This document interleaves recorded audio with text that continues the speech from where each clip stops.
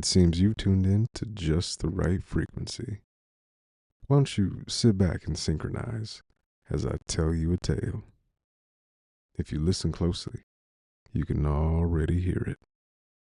The clash of an epic battle, the screams of lost souls, all those voices ringing across the cosmos, and all the stories they told. It's a big bad world out there, an even more vast and unfeeling universe. But the universe don't speak no evil. It only tells stories. So stick around, dial in, and let the words just flow. Welcome, brothers and sisters, to No More Talking Radio. On today's playlist, we're tuning into They Fly By Night, a novel by Andy Foreman. 1. July 4th.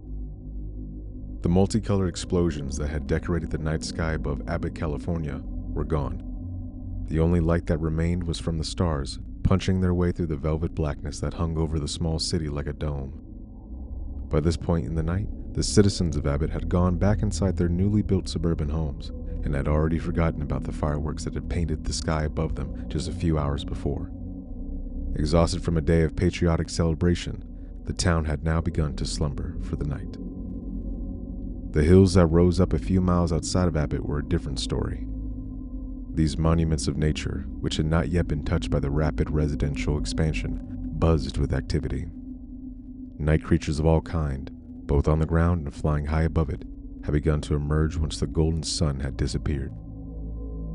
Up high, owls watched from their rooted towers, with leaves obscuring everything but their shining eyes. On the ground, coyotes roamed through the dry and dead vegetation in search of any critter unlucky enough to be out in the open. One of these coyotes, a particularly scrawny thing with dirty brown fur, slunk his way out of a bush and pounced on a rabbit that it had been watching. The small white creature squeaked between the predator's jaws before going limp. This tiny, soft animal had once been the perfect pet for a young child. This was before the child's parents had decided that the rabbit had grown too big for the apartment in which the family lived. They had let it go 2 days ago and told the child that their first pet had gone away to visit its rabbit family. Now, it hung dead between the jaws of a scrounging jackal. The coyote dropped the dead lump of fur. Instead of falling onto the dirt floor of the hill's natural ground, it landed with a dull thud onto hard asphalt.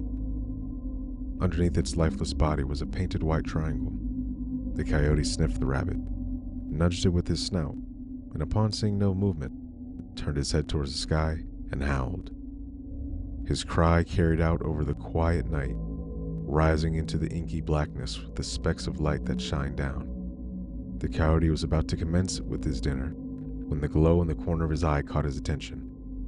He turned to look and saw 2 specks of light hovering close to the ground.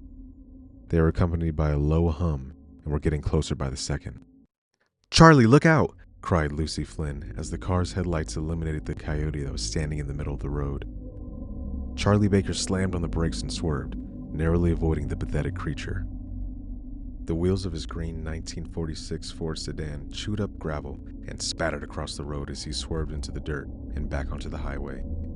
The car fishtailed slightly, its soft yellow lights dancing across the 2-lane blacktop before Charlie gained full control of the small vehicle. "Shit!" Charlie exclaimed. "You can't see anything out here until it's right in front of you." "I told you we shouldn't have left so late," Lucy said. The statement came out more argumentatively than she had intended. "Would you stop?" Charlie responded in a voice that was more measured than she had anticipated. "The movies weren't over until 10, and you can't see anything out here past sundown anyway." "We could have just left after the first one and we wouldn't have missed anything," she said jokingly. "You didn't like the second one?" he asked, glancing over at her before turning his eyes back to the road. "That was my favorite one." "I thought it was dumb." "You're just saying that because it scared you," he chuckled. "I felt you jump a few times." "Okay, I jumped during the first one," she protested. "I'll give you that. But the second one was so unrealistic." "You don't believe in flying saucers?" Charlie asked. He kept his eyes facing forward, watching the white lane divider disappear into the darkness ahead. "Dr. James saw one." "I wouldn't let Dr. James take a splinter out of me," she said as she watched the foliage on the side of the road flash by. Much less believe him about the secrets of the universe. They sat in silence for a few moments, listening to the low hum of the car and the crackling sound of the radio. The signal wavered in strength as they drove through the hills, but even at its weakest, they could still hear the voices of the Dell Vikings crackling through the static. Coming to my heart, tell me, darling, we would never part, and I need you, darling, so come go with me, whoa, whoa, whoa, whoa. Remember when they played this at the dance? Charlie asked, finally breaking the silence. I do, she said slowly as the memory swam back into her head. It was the slow dance. My favorite part of the night, he replied. Well, one of my favorites. He laughed at his own joke, but heard nothing from her. He took his eyes off the road for a moment to glance over at her, and saw her chin in her delicate hand as she propped herself up on the armrest and stared out the window. I'm surprised your mom let you be out this late, he continued. I thought we would never hear the end of it after how late I got you home that night. Trust me, I'm still going to hear about it, she said without taking her eyes off the window. I just decided I'm going to deal with it for now. I'm not staying in that house forever. I have no idea how she's going to cope with you being gone for months at a time, he said. She can't even handle you being out past midnight. She'll just have to get used to it, Lucy said in a straightforward tone. It's coming up fast. I know, Charlie agreed. I can't believe it. They sat in silence for a few moments, listening to the ambient sounds of the car and the crackling music. Finally, he spoke again. You know, you're only 2 hours away, he stated. I can make that drive easy. It's not like we're not going to see each other anymore. Charlie, I'm not worried about it, she said bluntly. You can come visit me anytime. I'm not concerned about being able to sneak you in and out of my dorm. That's not what I'm talking about. He laughed, but only slightly. It's just that I don't know what college is like. You're going to go into the city, you're going to do all these big things, and I'll be stuck back here climbing telephone poles until you get back. Are you worried I'm going to forget you? She asked as she turned her gaze from the road over to him. No, he said without looking at her. Charlie continued to drive, and she continued to watch him. He could feel her eyes on him. Okay, maybe a little, he confessed. But it's just because I don't know what direction college will take you in. Maybe you'll meet some brainy guy and decide you don't want a man who wears a helmet to work every day. She smiled and reached over to touch his hand. Charlie, she started. You could be digging ditches every day, and I would still be there every night when you came home. I love you. You do? He asked as he took his eyes from the road and looked over at her. How much? She smiled and squeezed his fingers. To the moon. He was still smiling when his gaze turned towards the radio, which was now almost entirely static. The final verse of the Dell Vikings was barely coming through, warbled and distant.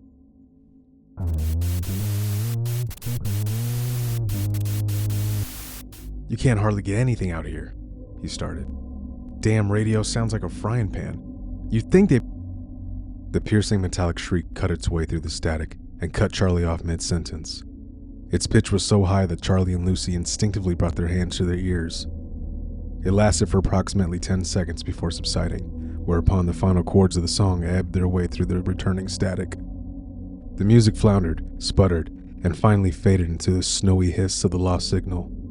Charlie reached over to the dial and flicked it between stations, finding nothing except the constant drone. I guess these hills are worse than I thought, he hypothesized. Do you think it's because of the fireworks? She asked. Maybe, but I doubt it. I suppose one of them could have hit. He was cut off again by the explosion of noise above them. A bright flash lit up not only the interior of the car, but the entire area around them. Trees, bushes, and the road ahead were bathed in a white light for the briefest moment before everything went dark again. Neither Charlie nor Lucy were able to make out any of the details around them, not only because of the split-second duration of the illumination, but primarily because they were thrown forward as the car instantly lost all of its acceleration.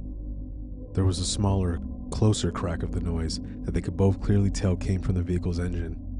Smoke burped up from under the hood, and Lucy braced herself against the dashboard as Charlie struggled to keep the car on the road, It swerved and came dangerously close to overturning. Luckily, he was able to keep it facing forward before it stopped completely, with a final shudder that shook the entire car's frame.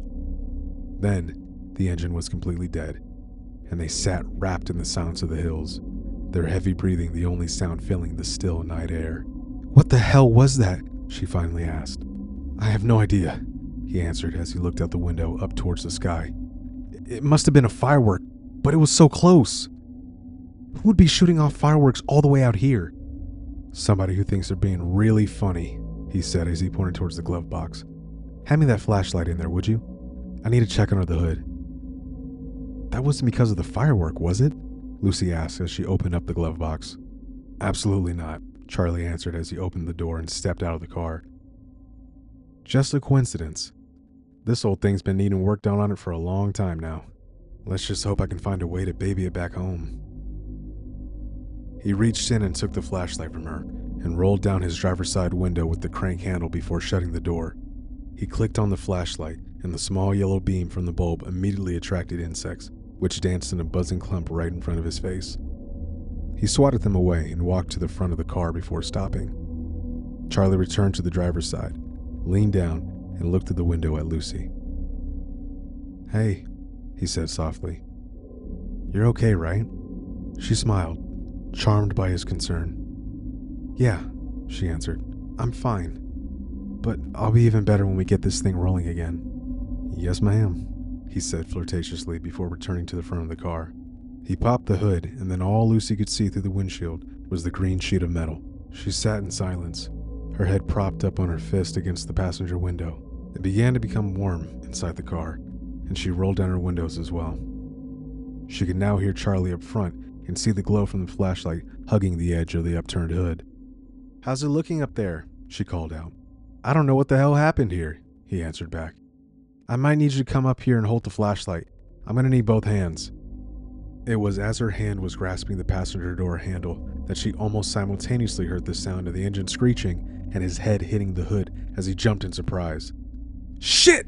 he cried out. "Are you all right?" she began to ask.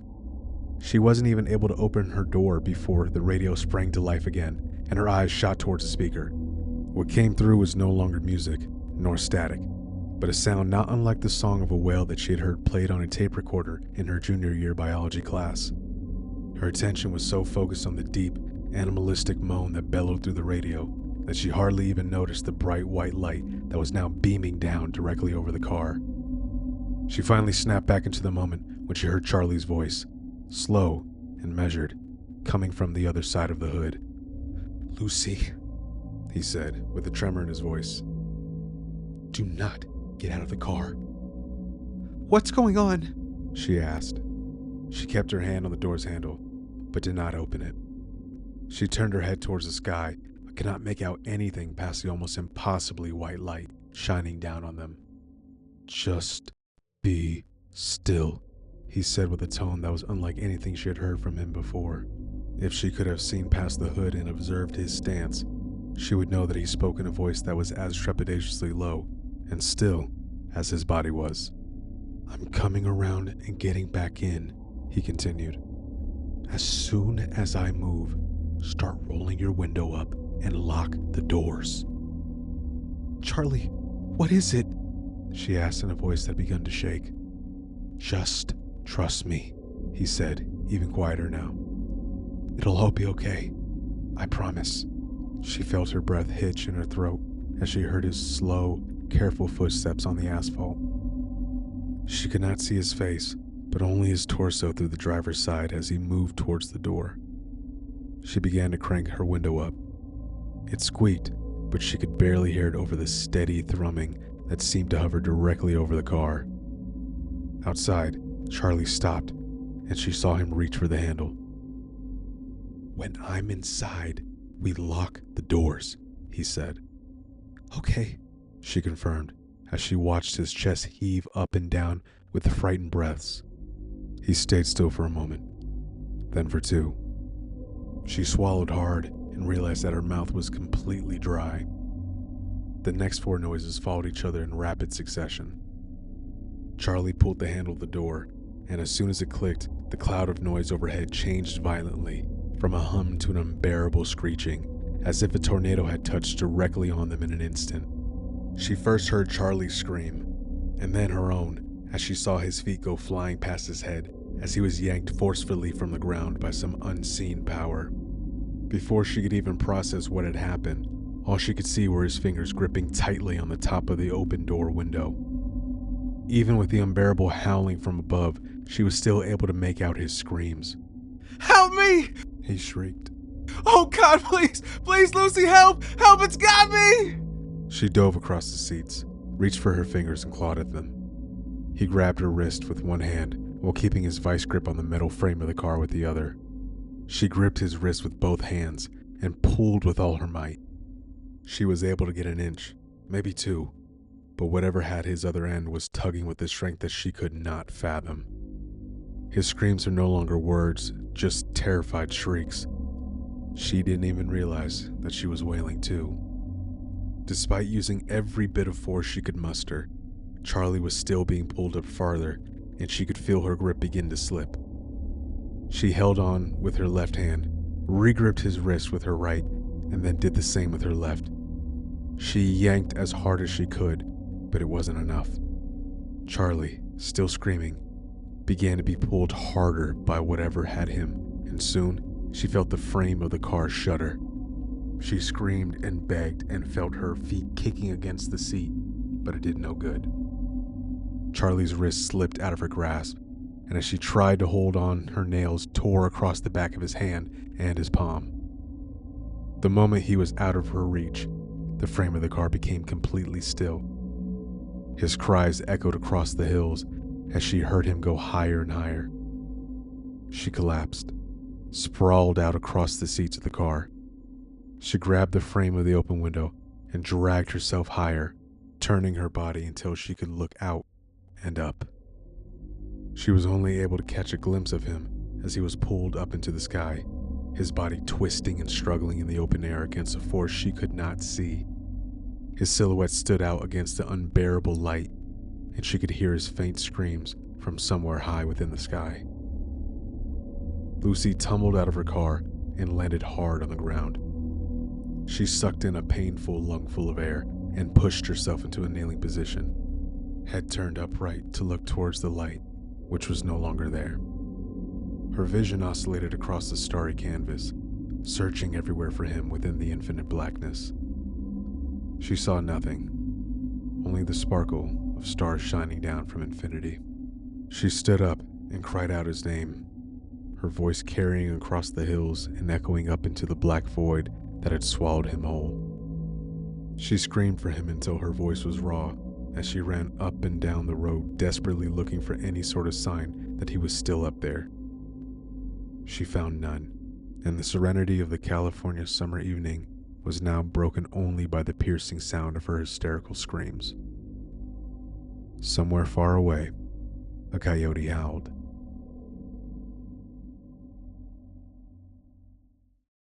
Damn, that was one hell of an ending. Well, ladies and gentlemen, I hope you enjoyed that as much as I enjoyed reading it myself. That was a snippet from the newly released novel by Andy Foreman, They Fly By Night. I'd like to personally thank Andy for allowing me to debut the first episode of No More Talking Radio with his book.